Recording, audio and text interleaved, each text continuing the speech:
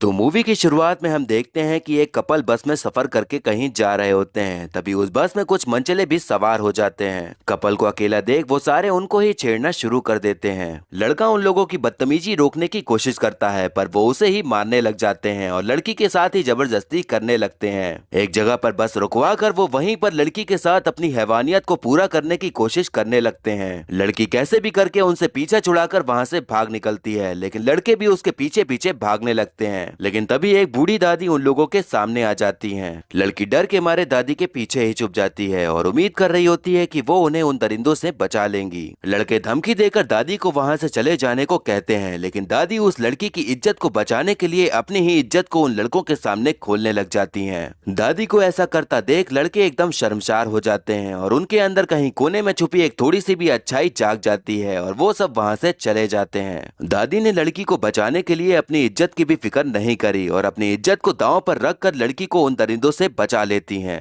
अब सीन यहाँ से कट होकर हमें 1947 के समय में ले जाता है, जब हमारा देश आजाद होने वाला था। हमारा देश आजाद तो हो रहा था, लेकिन साथ ही उसके दो टुकड़े भी हो रहे थे।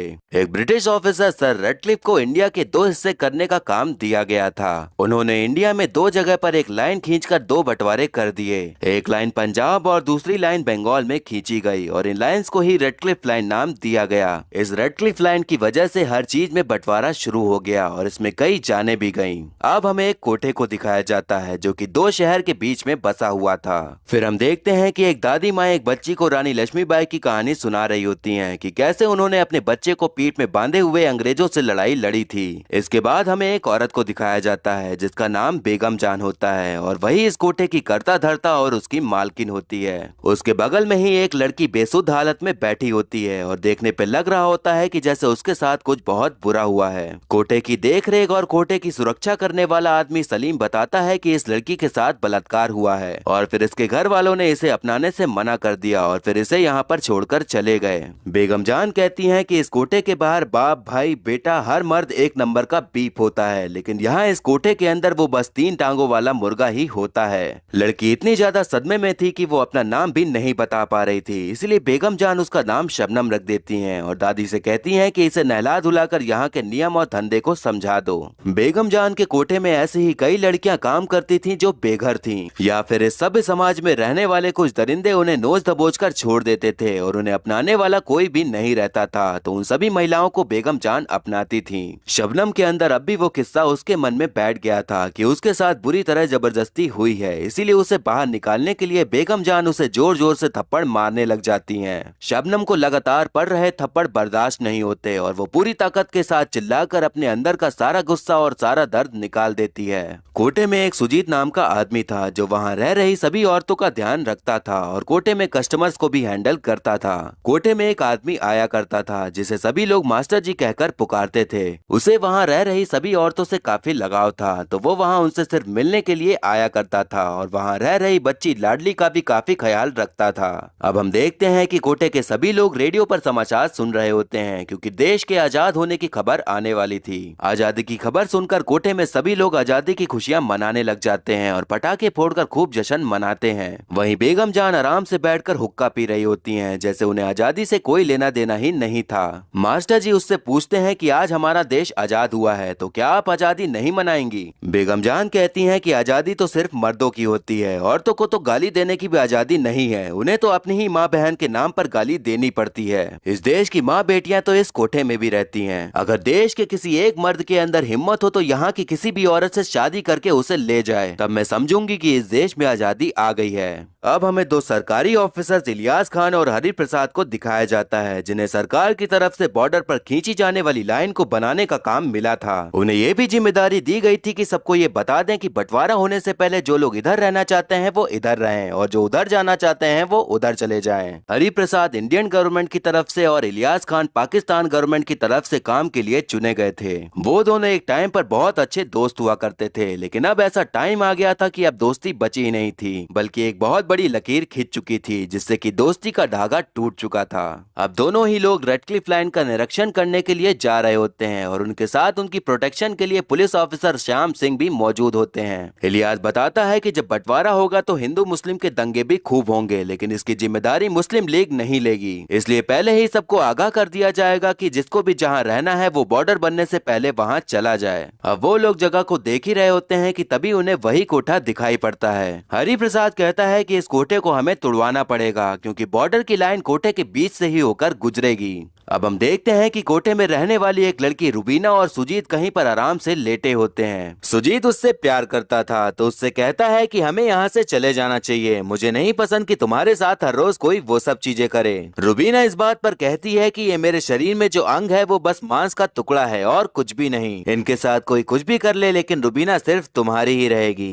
अब हम देखते हैं कि दोनों ही ऑफिसर्स एक नोटिस लेकर कोठे पर पहुंच जाते हैं और बेगम जान को बताते हैं कि उन्हें ये कोठा खाली करना होगा क्योंकि यहाँ से ही इंडिया और पाकिस्तान का बॉर्डर गुजरेगा। बेगम जान ये बात सुनकर उनका मजाक उड़ाने लगती हैं क्योंकि उन्हें जरा सा भी अंदाजा नहीं था कि जो वो कह रहे हैं वो कितनी बड़ी बात है। ऑफिसर हरि प्रसाद कहते हैं कि अगले महीने से ही बॉर्डर पर तार लगना शुरू हो जाएगा और ये जो कोठा है यही इस जगह का चेक पॉइंट बनेगा और यहाँ से ही सभी लोग बॉर्डर को पार करेंगे, इसीलिए इस बात की गहराई को समझते हुए आपको ये कोठा खाली करना ही पड़ेगा। बेगम जान कहती हैं कि ये जो कोठा है यही हमारा घर है और यही हमारा वतन है, यहाँ कोई भी हिंदू मुसलमान नहीं देखा जाता, यहाँ जिस्म भी हमारा है और मर्जी भी हमारी है और कानून भी हमारा ही चलता है। इस कोठे के बाहर कोई क्या तय कर रहा है इससे हमें कोई भी मतलब नहीं है क्योंकि ये कोठा ही हमारा सब कुछ है और हम यहाँ से कहीं नहीं जाने वाले। अब वहाँ पर एकदम गर्मा गर्मी का माहौल हो जाता है और सब लोग एक दूसरे को मारने के लिए उतारू हो जाते हैं। ऑफिसर इलियास कहते हैं कि आपके पास बस 1 महीने का ही वक्त है। इस बात पर बेगम जान कहती हैं कि महीना गिनना हमें आता है साहब, साला हर बार लाल करके जाता है। बेगम जान की वहाँ के राजा से काफी ज्यादा अच्छे से पहचान थी क्योंकि राजा हमेशा कोठे में अपने अंदर की प्यास बुझाने के लिए आया करते थे, इसलिए बेगम जान उनसे ही मदद मांगने का सोचती हैं। अब कोठे में राजा साहब का आगमन हो जाता है तो बेगम जान उन्हें अपनी पूरी बात बताती हैं और मदद करने के लिए कहती हैं। राजा साहब कहते हैं कि ये सरकारी मामला है इसीलिए हमें दिल्ली जाकर ही इसे संभालना होगा, लेकिन आप फिक्र मत करिए, हम इस कोठे को कुछ भी नहीं होने देंगे।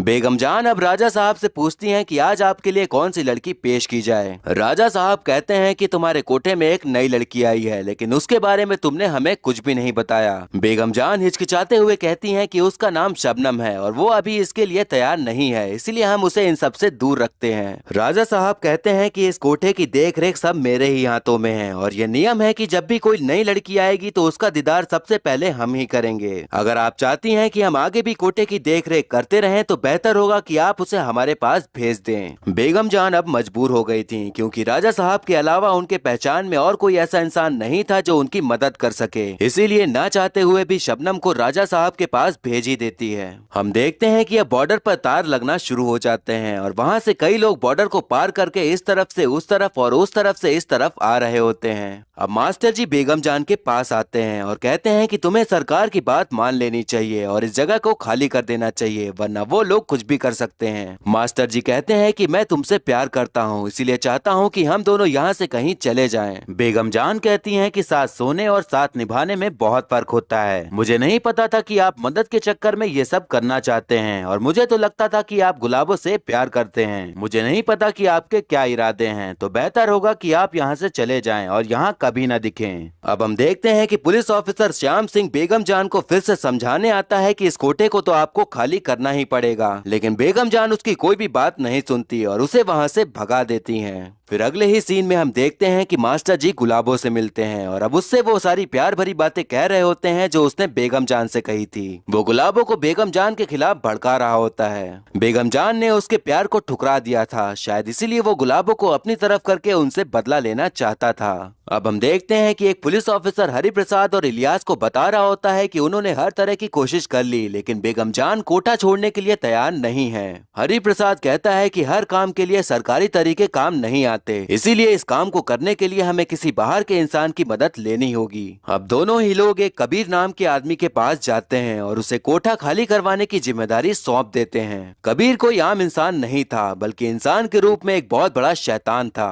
वो किसी के ऊपर भी रहम नहीं करता था और एक बार जो काम ले ले उसे वो पूरा करके ही छोड़ता था। अब हम देखते हैं कि कोठे में सभी लोग एक साथ खाना खा रहे होते हैं और खाने का अच्छे से स्वाद ले रहे होते हैं क्योंकि वो खाना गांव वालों ने भेजा हुआ था। तभी बेगम जान के पास एक चिट्ठी आती है जिसे पढ़ के वो तुरंत ही उल्टी करने के लिए भागती हैं। जब सभी लोग चिट्ठी पढ़ते हैं तो सभी लोग उल्टी करने के लिए भागते हैं। चिट्ठी कबीर की तरफ से आई हुई थी जिसमें कि लिखा हुआ था कि जो खाने में मांस वो खा रहे हैं वो उन्हीं के पालतू कुत्ते का है। मतलब कबीर ने उनके पालतू कुत्ते को ही मारकर उसका मांस बनाकर उनको भेज दिया था। अब आप समझ ही गए होंगे कि कबीर अपने नाम से बिल्कुल ही अलग था और वो हर गिरी से गिरी हरकत कर सकता था। कोटे के सभी लोग अपने पालतू कुत्ते से बहुत प्यार करते थे और उन्होंने उसी के मांस को खा लिया था, जिसकी वजह से वो लोग उस चीज को भूल नहीं पा रहे थे। अब राजा साहब दिल्ली के दौरे से वापस आ जाते हैं और बेगम जान से मिलते हैं। बेगम जान तो इसी उम्मीद में थी कि राजा साहब उनके लिए कुछ अच्छी खबर ही लाए होंगे, लेकिन उनकी उम्मीदों पर पानी फिर जाता है। राजा साहब बताते हैं कि अब सब कुछ बदल रहा है, अब देश में जितने भी राजा हैं वो राजा नहीं रह जाएंगे और उनकी सारी संपत्ति अब सरकार की हो जाएगी। अब मेरे हाथ में कुछ भी नहीं रह गया है, इसलिए बेहतर होगा कि आप इस कोठे को छोड़ दें। बेगम जान समझ जाती हैं कि अब राजा साहब की कोई भी औकात नहीं रह गई है, तो उनकी खातिरदारी करने का भी कोई मतलब नहीं है, इसीलिए उन्हें वहां से चुपचाप चले जाने को कह देती हैं। बेगम जान को अब समझ आने लगा था कि अब उनकी मदद करने वाला कोई नहीं है। मदद कोई कर भी देता, लेकिन कोठे को बचाने के लिए कोई कहाँ ही आने वाला था, इसलिए वो सोचती हैं कि उन्हें खुद ही इस कोठे यानी अपने घर को बचाना होगा। कोठे की सभी महिलाएं अब सलीम से बंदूक चलाना सीखने लग जाती हैं, ताकि अगर कोई भी मुसीबत कोठे पर आए तो वो खुद ही उसका मुकाबला कर सकें। गुलाबों को तो मास्टर जी ने बेगम जान के खिलाफ भड़का रखा था, इसीलिए वो मन ही मन बेगम जान से नफरत करने लग गई थी। अब हम देखते हैं कि सुजीत, रुबीना और लाडली बाजार से सामान लाने के लिए गए होते हैं। बाजार करते हुए उन्हें रात हो जाती है और वो लोग कोठा वापस जा रहे होते हैं। तभी वो देखते हैं कि कबीर और उसके आदमी उन लोगों का पीछा कर रहे हैं, तो वो वहाँ से भागने लग जाते हैं। उन लोगों को समझ आ गया था कि कबीर उनको छोड़ेगा नहीं बल्कि मार ही डालेगा। सुजीत बाकी सभी लोगों को वहाँ से निकल जाने को कह देता है और वो खुद रुककर कबीर का ध्यान भटकाने लगता है। बाकी सभी लोग तो वहाँ से निकल जाते हैं, लेकिन सुजीत को कबीर पकड़ लेता है और फिर उसे बेरहमी से मार डालता है। सुजीत ने अपने प्यार और कोठे की महिलाओं को बचाने के लिए अपनी ही जान कुर्बान कर दी थी। बेगम जान सबसे कहती हैं कि यहाँ पर सभी के जान का खतरा है, तो बेहतर होगा कि तुम सभी लोग यहाँ से चले जाओ, मैं अकेले ही सबसे लड़ लूंगी। कोठे की सभी महिलाएं कहती हैं कि हमें आपने ही सहारा दिया था और हम यहीं पर कितने समय से रहते आ रहे हैं, इसीलिए कोठा हमारा भी घर है, हम इसे और आपको कहीं भी छोड़कर नहीं जाएंगे और जो भी आगे होगा उससे हम साथ में लड़ेंगे। गुलाबो उन सभी की बातों को सुन रही होती है, लेकिन कोई भी जवाब नहीं देती, क्योंकि उसके तो कुछ और ही इरादे नजर आ रहे थे। रात होने पर गुलाबो अपना सामान लेकर छुपकर कोठे से निकलती है और मास्टर जी से जाके मिलती है। यहाँ हमें पता चलता है कि वो कोठे के लोगों का साथ देने के बजाय मास्टर जी के साथ भाग रही थी। वो दोनों वहाँ से भाग ही रहे होते हैं कि तभी बेगम जान उन्हें देख लेती हैं, लेकिन उसे रोकने के बजाय वो उसे जाने देती हैं। मास्टर जी गुलाबो को लेकर एक घोड़ा गाड़ी में बैठा देते हैं, जिसमें कि पहले से ही आदमी बैठे हुए थे। गुलाबो को समझ नहीं आ रहा होता है कि मास्टर जी क्या कर रहे हैं। मास्टर जी कहते हैं कि कोठे वाले के शौहर नहीं होते बल्कि उनके खरीदार होते हैं। यहाँ हमें समझ आता है कि मास्टर जी बस बेगम जान से बदला लेना चाहते थे और वो कबीर से मिले हुए थे। वो गुलाबो को बस ऐसे ही फंसा के ले आए थे और कुछ आदमियों को बेच दिया था। उधर बेगम जान को एहसास हो जाता है कि वहाँ कुछ तो गड़बड़ होने वाली है, इसीलिए वो सभी को बंदूकें लेकर तैयार होने को कह देती हैं। बेगम जान चाहती थी कि लाडली और शबनम इस जंग में शामिल ना हो, इसीलिए वो लाडली की माँ से उसे वहाँ से ले जाने को कह देती हैं। अब वहाँ पर कबीर अपने आदमियों को लेकर आ जाता है और कोठे पर गोलियों की बरसात शुरू कर देता है। मास्टर जी वहीं कबीर के पास खड़े होकर कोठे की महिलाओं को मरते हुए आराम से देख रहे होते हैं। कोठे की महिलाएं कबीर के आदमियों की चलाई गई गोलियों का जवाबी हमला दे रही थीं, लेकिन वो पेशे से बंदूक चलाने वाली नहीं बल्कि कोठा चलाने वाली महिलाएं थीं, इसीलिए कबीर के आदमी उन पर भारी पड़ रहे थे और एक एक करके सभी औरतें मरती जा रही थीं। अब लाडली, उसकी माँ और शबनम वहाँ से भाग ही रहे होते हैं कि तभी उनके सामने पुलिस ऑफिसर श्याम सिंह आ जाता है। बेगम जान ने श्याम सिंह की बहुत बेइज्जती की थी जब वो कोठा खाली कराने के लिए गया था, इसीलिए अब वो उस बात का बदला लेने का सोच लेता है और उन लोगों के सामने ही अपने कपड़े उतारकर उनके पास जाने लगता है। शबनम और लाडली की माँ को समझ नहीं आ रहा होता है कि वो अब क्या करें, क्योंकि चारों ओर पुलिस और कबीर के ही आदमी मौजूद थे। तभी लाडली उन दोनों के सामने आ जाती है और अपने कपड़े उतारना शुरू कर देती है। ये चीज देखकर श्याम सिंह एकदम लज्जित हो जाता है और ऐसा करने के लिए मना करने लगता है। लाडली उसकी बच्ची के उम्र की ही थी और उसको ऐसा करता देख वो खुद से ही घिन करने लगता है और अपनी आंखें बंद करके उन लोगों को वहां से जाने के लिए कह देता है। अब हमें यहाँ समझ आता है कि जो बुढ़ी औरत हमें स्टार्टिंग में दिखाई गई थी वो लाडली ही थी और उसने तब लड़की की जान बचाई थी। उसने पहली बार ऐसा नहीं किया था, उसने अपनी छोटी सी उम्र में भी ऐसा करके अपनी माँ और शबनम की जान बचाई थी। इसके बाद हम देखते हैं कि गुलाबो उन दरिंदों से पीछा छुड़ाकर मास्टर जी के पास आ जाती है और उसका गला काट कर उसे मार डालती है और खुद भी वहीं पर अपनी जान दे देती है। अब कबीर के गुंडे कोठे के करीब आ जाते हैं और कोठे पर पेट्रोल बम से हमला करने लग जाते हैं। पूरा कोठा अब आग की चपेट में आ जाता है, जिसके कारण सभी लोगों को बाहर आना पड़ता है, लेकिन उन्होंने अब भी हार नहीं मानी थी और वो सभी गुंडों से लड़ने लग जाती हैं। सलीम दौड़ा दौड़ा कर सबको मार रहा होता है, लेकिन जख्मी होने के कारण वो गिर जाता है। गुंडे इस बात का फायदा उठाकर उसे जिंदा ही आग लगा डालते हैं। बेगम जान सलीम को आग में तड़पता नहीं देख पा रही होती, इसलिए वो खुद ही उसे गोली मार देती हैं ताकि वो बिना तकलीफ के मौत की नींद सो जाए। अब दोनों ही ऑफिसर कबीर के पास आ जाते हैं तो कबीर कहता है कि आपका कोठा खाली हो चुका है, लेकिन जो काम मैंने किया है उसकी कीमत भी मुझे खुद ही लेनी पड़ेगी, इसलिए मैं कोठे के पास जा रहा हूँ। अब कोठे के बाहर बेगम जान, रुबीना और बाकी दो महिलाएं खड़ी होती हैं और अपने घर को जलते हुए देख रही होती हैं। उन्हें पता था कि वो जिंदा तो नहीं बच पाएंगी और अगर वो कबीर के हाथों लग गई तो वो भूखा भेड़िया जैसा बनकर उन्हें कच्चा ही खा जाएगा, इसलिए वो फैसला करती हैं कि वो अब तक जहाँ रहती आई थी वहीं अपनी जान दे देंगी। वो सभी लोग जलते हुए कोठे के अंदर चली जाती हैं और कोठे का दरवाजा बंद कर देती हैं। ये नजारा इलियास और हरि प्रसाद देख रहे होते हैं, लेकिन वो इतना सब कुछ नहीं चाहते थे, लेकिन तब तक बहुत देर हो चुकी थी। उन्होंने ऐसा पाप कर दिया था जिसके लिए शायद वो खुद को कभी माफ ना कर पाते। बेगम जान और सभी औरतें दादी माँ के पास चली जाती हैं और एक आखिरी बार एक कहानी सुनाने को कहती हैं। दादी माँ तब सभी लोगों को रानी पद्मावती की कहानी सुनाती हैं कि कैसे उन्होंने अपने मान सम्मान को बचाए रखने के लिए उन्होंने आग में कूदकर अपनी जान दे दी थी और उनके साथ साथ राज्य की बाकी महिलाओं ने भी अपने आप को आग में झोंककर खुद को अमर कर दिया था। ठीक वैसे ही बेगम जान और बाकी बची महिलाओं ने भी अपनी इज्जत को कबीर के हवाले न करते हुए आग के हवाले कर दिया था और अपने घर को बचाने के लिए खुद ही कुर्बान हो गयीं। हम देखते हैं कि ऑफिसर इलियास इस हादसे से उबर नहीं पा रहे थे और उन्होंने जो किया था वो उन्हें जिंदगी भर सताने वाला था, इसीलिए वो अपने आप को गोली मारकर अपनी जान दे देते हैं और फिर मूवी यहीं पर खत्म हो जाती है।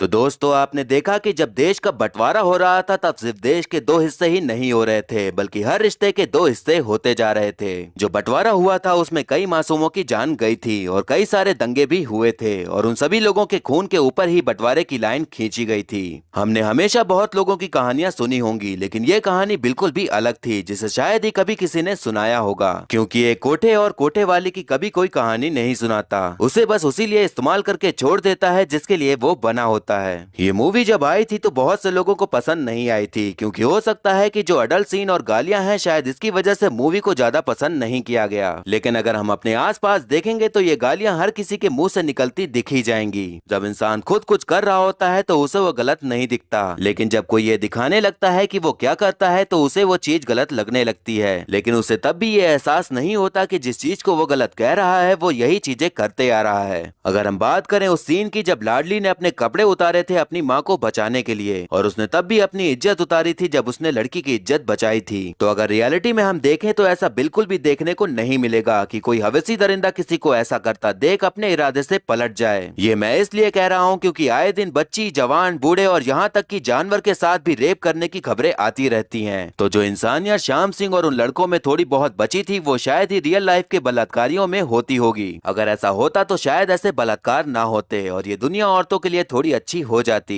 एक्टिंग की बात करें तो विद्या बालन को तो आप जानते ही हैं कि उनकी एक्टिंग एकदम टॉप नॉच होती है। आज के टाइम में भी उनकी एक्टिंग को टक्कर देना कोई आसान काम नहीं है। उन्होंने जिस तरह से इस किरदार को निभाया है ऐसा लगता है कि जैसे वो बेगम जान की ही जिंदगी जी रही हो। वहीं बाकी लोगों ने भी अपने कैरेक्टर को काफी अच्छे से निभाया है। ये मूवी 2015 में आई बंगाली फिल्म राज कहिनी की रीमेक है। जो डायरेक्टर बंगाली फिल्म के हैं वही बेगम जान के भी हैं, तो कह सकते हैं कि उन्होंने अपनी ही मूवी को हिंदी में बनाया है। पर्सनली बोलूं तो मुझे ये मूवी बहुत अच्छी लगी। अब हो सकता है कि कोठे और कोठे वाले की कहानी है ये जानकर लोगों ने मूवी देखी ही नहीं, लेकिन मैं चाहूंगा कि आप लोग इस मूवी को जरूर देखें क्योंकि ये एक बार तो देखने लायक मूवी है ही। इस मूवी को अगर आप देखना चाहते हैं तो आप इसे Amazon प्राइम पर देख सकते हैं और मुझे उम्मीद है कि आपको ये पसंद आएगी। तो ये था एक्सप्लेनेशन बेगम जान मूवी का। आपको मूवी और मेरा एक्सप्लेन करना कैसा लगा ये कमेंट करके जरूर बताइएगा और ऐसे ही आने वाली वीडियोस देखते रहने के लिए हमारे चैनल को सब्सक्राइब करें और बेल आइकन दबा दें जिससे कि आपको नई वीडियोस की नोटिफिकेशन मिल जाएगी।